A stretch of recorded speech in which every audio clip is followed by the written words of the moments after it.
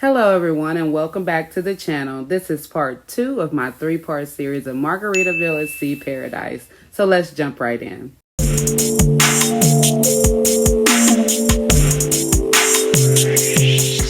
We finally made it to Embarkation Day, and as I mentioned in part 1, this is where our trip took a bit of a turn. We took an Uber from Fort Lauderdale to the port of Palm Beach, West Palm Beach, which cost about $80 one way. We arrived at the terminal around 10 a.m. because we purchased the Faster to Chill package, which included Wi-Fi for $161 total for 2 people. If you're driving into the port, self-parking is now available for around $20 per day. Upon arrival, we dropped off our luggage to the designated area where they place red VIP tags on our bags. And we were also given a flip-flop. Yeah, literally a flip-flop with a number on it and directed to the VIP lounge. And honestly, the VIP lounge was crowded with very limited seating, and the refreshments looked picked over even though it was still early in the morning. From what I could see, they had like bagels, muffins, and juice, but I decided to skip it. Our number was called.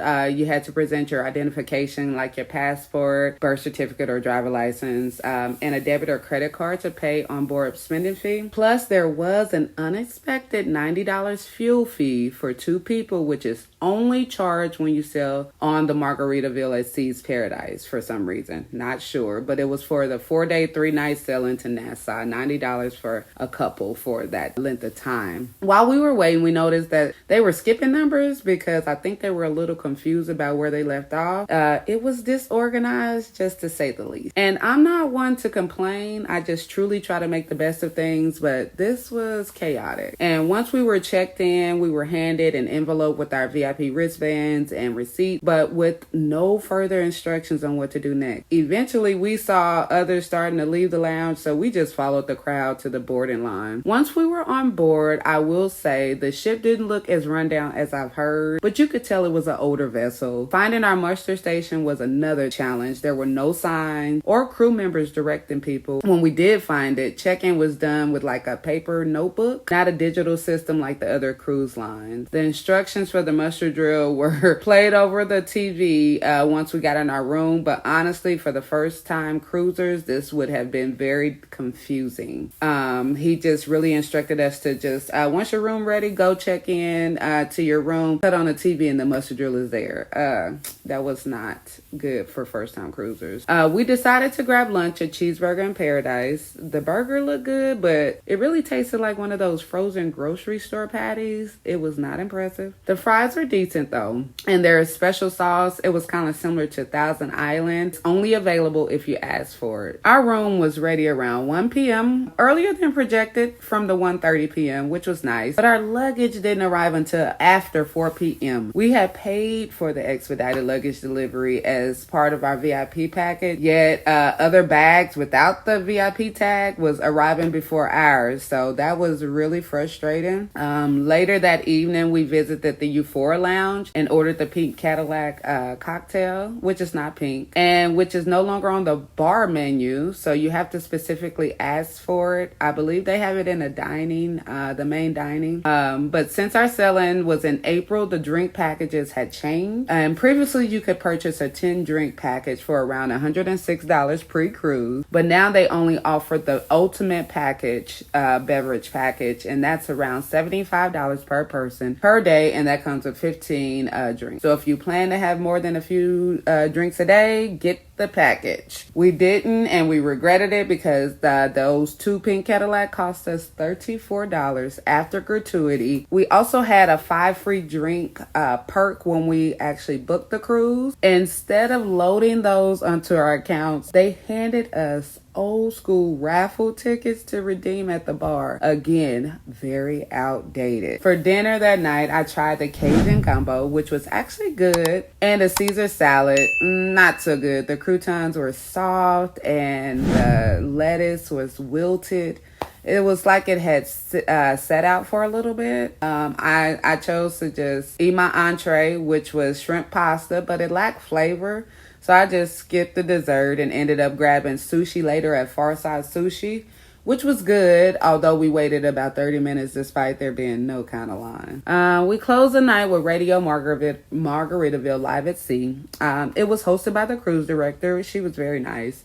It was decent, but the real entertainment was in the Euphoria Lounge. That became my favorite spot on the ship.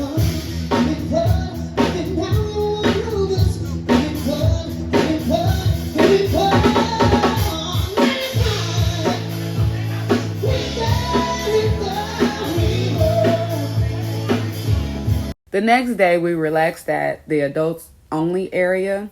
Heads up, if you love swimming, this pool is tiny and right in the middle of everything. So it's not ideal for privacy or comfort. Just a heads up on that one. We spent the afternoon playing trivia games until dinner. At dinner, I had broccoli cheddar soup and a salad to start. Both were okay. The shrimp and rice I ordered for my entree was better than the first night's meal, so that's good. But my husband's brisket and potatoes was really good. Unfortunately, you're limited to 1 entree and 2 appetizers in the dining room, so I missed out on that. That evening, we went back to the Euphoria Lounge to catch more entertainment, and I have to say, the performer we saw was by far the best on the ship. Don't miss it if you go. Maybe just a touch of a hand. Well, me, I fall in love with you every single day. And I just want to tell you. The following day, we arrived in Nassau, Bahamas. I hadn't been there in about 5 years, and the upgrades to the port area were phenomenal. It was truly the highlight of the cruise, and I even created a personalized walking tour for our group, but I'll share all of that in part 3. Once we got back on board, we had dinner, and I tried the watermelon feta salad, which was really good, and spring rolls, which were just okay. My husband ordered the stir fry, but it was dry and not very flavorful. The real standout was the Caribbean barbecue pork chop, and it was delicious. So make sure you try that one as well. As we prepared for disembarkation the next morning, we found yet another area of confusion. Unlike other cruise lines, there were no instructions about putting your bags outside your door the night before if you wanted the crew assistance. So we just opted to carry our own bags off. The disembarkation process was unclear. And despite having purchased a faster to chill package, we weren't given any priority. In fact, we only realized they were letting people off the ship when we physically checked for ourselves. It was disorganized, very disappointing, with really no one telling us where to go, what to do. Now, was this the worst cruise experience I've had? I would have to say yes. Did I make the best of it? Absolutely. Honestly, I think Margaritaville needs to partner with a more established cruise line. I want to say like Carnival to help with operations. Their technology and just overall organization needs serious upgrades before I could ever recommend this to my clients. Maybe in 10 years with more experience, they'll get there. But right now, it's just not worth it. Have you been on Margaritaville at Sea Paradise? If so, I'd love to hear about your experience in the comments. If you haven't, did this video help you make a more informed decision? Let me know below. Also, I have a Milestone Visa gift card giveaway going on now, and I'll put that link in the description as well. As always, thank you for watching. Don't miss part 3 where I'll take you along for a full day in Nassau, Bahamas. You don't want to miss it. We'll see you in the next video.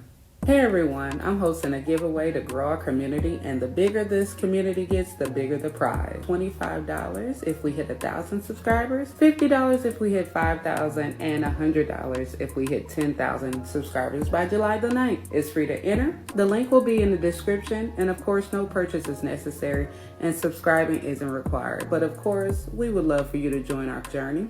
Official rules will be linked below. The winner will be announced July the 10th. So let's go on this journey together. Thank you for supporting this channel, and we'll see you in the next video.